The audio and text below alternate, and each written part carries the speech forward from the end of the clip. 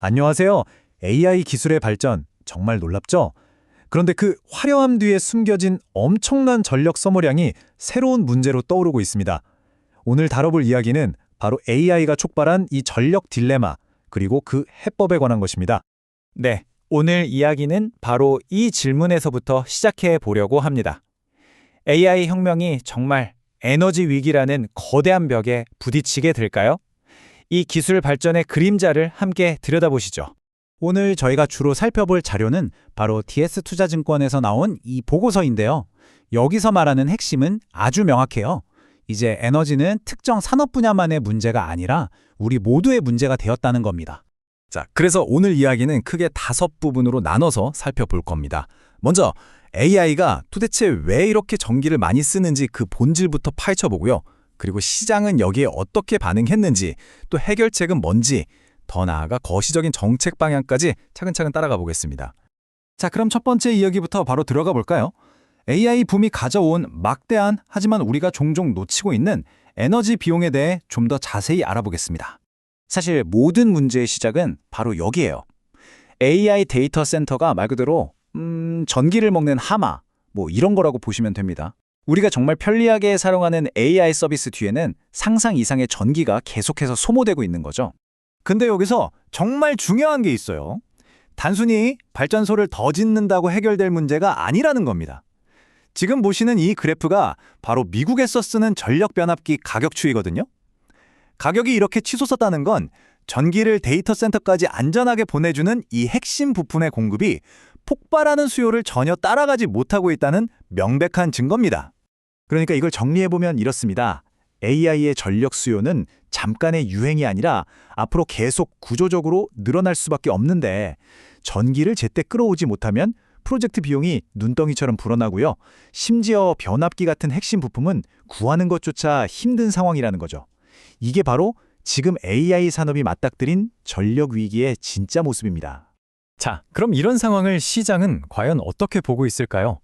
다음으로 넘어가서 이 분야 관련 기업들의 최근 주가 흐름을 한번 살펴보겠습니다. 이게 바로 AI 전력난의 해결사로 주목받았던 연료전지 관련 기업들의 주가 그래프입니다. 보시는 것처럼 한동안 정말 가파르게 오르다가 최근에는 좀 주춤하는 그런 조정 국면에 들어선 모습이죠. 하지만 보고서는 이 상황을 좀 다르게 보고 있습니다. 이건 장기적인 성장세가 꺾인 게 아니라 그저 일시적인 숨고르기일 뿐이라고 평가하거든요. 그럼 보고서는 왜 이런 조정이 왔다고 보는 걸까요? 그 이유로 크게 두 가지를 꼽습니다. 기술주 전체가 좀 안 좋았던 흐름에 영향을 받았고, 또 그동안 많이 올랐으니까 차익 실현하려는 움직임이 있었을 뿐이라는 거죠. 즉, 연료전지 자체의 장기적인 성장 가능성, 이 근본적인 투자 가치는 전혀 변하지 않았다는 분석입니다. 좋습니다. 그럼 이 보고서가 제시하는 AI 에너지 딜레마의 해법은 과연 뭘까요? 본격적으로 한번 살펴보겠습니다. 여기서 진짜 핵심은 이거예요.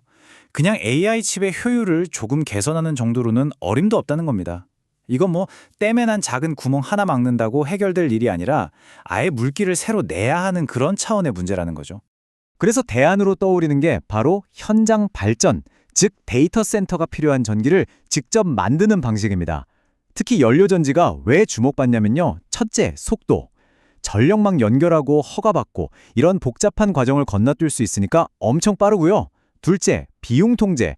전기요금에 휘둘리는 게 아니라 직접 관리할 수 있게 되죠. 그리고 셋째, 아마 이게 제일 중요할 텐데 바로 안정성입니다. 데이터 센터는 전기가 잠깐이라도 끊기면 정말 큰일 나잖아요. 그걸 막아주는 거죠. 그리고 바로 이런 장점들 때문에 정말 거대한 변화가 시작되고 있습니다. 지금 보시는 그래프가 앞으로 데이터 센터들이 얼마나 많이 자체 발전으로 돌아설지를 보여주는 예측인데요. 이 성장세가 정말 어마어마합니다. 보고서가 제시하는 숫자 중에 아마 가장 충격적인 수치일 겁니다. 2030년까지 데이터 센터의 현장 발전 규모가 지금보다 무려 33배 커질 거라고 합니다. 33배요? 자, 이제 이야기를 좀 더 넓혀보죠. 단순히 기술 산업의 문제를 넘어서 이 배경에 있는 더 큰 지정학적 그림을 한번 들여다볼 시간입니다. 이 유가 그래프를 보시면 에너지 안보라는 말이 얼마나 현실적인지 바로 와닿으실 겁니다. 보시다시피 국제 정세가 조금만 불안해져도 에너지 가격이 곧바로 이렇게 요동치는 거죠. 이러다 보니까 아예 생각의 틀이 바뀌고 있어요. 예전에는 그냥 글로벌 시장에서 에너지를 사다 쓰는 게 당연했지만 이제는 이래선 안 되겠다. 우리 에너지는 우리가 책임져야 한다. 이런 에너지 자립이 국가적인 최우선 과제가 된 겁니다. 결국 이 모든 흐름이 딱 한 방향을 가리키고 있습니다. 지정학적 리스크 때문에 국내에서 에너지를 만들어야 한다는 목소리가 커지고 자연스럽게 재생에너지 정책의 속도가 붙고 또 돈도 그쪽으로 몰리고 있는 거죠. 이제 에너지 독립은 단순히 경제 문제를 넘어서 국가 안보의 핵심이 된 겁니다. 자, 그럼 이렇게 거대한 변화의 흐름 속에서 각국 정부는 어떻게 움직이고 있을까요? 마지막으로 미래를 위한 에너지 정책 방향을 짚어보겠습니다. 이런 정부의 움직임을 가장 잘 보여주는 게 바로 한국판 IRA라는 건데요. 복잡하게 생각할 것 없이 우리나라의 재생에너지 산업을 팍팍 키우기 위해서 대규모 세금 혜택 같은 지원을 해주겠다는 정책, 이렇게 이해하시면 쉽습니다. 이 정책의 목표는 아주 분명합니다. 국내 기업들이 친환경 에너지에 더 많이 투자하게 만들고 그걸로 좋은 일자리도 만들고 또 태양광이나 풍력 같은 핵심 기술 부품들을 해외에 의존하지 않고 우리 손으로 만들 수 있는 튼튼한 공급망을 구축하겠다. 바로 이겁니다. 자, 오늘 분석은 여기까지입니다만 정말 중요한 질문이 남습니다. 우리가 꿈꾸는 이 디지털 미래는 바로 지금 이 순간에도 만들어지고 있잖아요. 과연 우리는 그 엄청난 미래를 뒷받침할 지속 가능하고 현명한 동력을 선택하고 있는 걸까요? 이건 우리 모두가 함께 고민해야 할 숙제인 것 같습니다.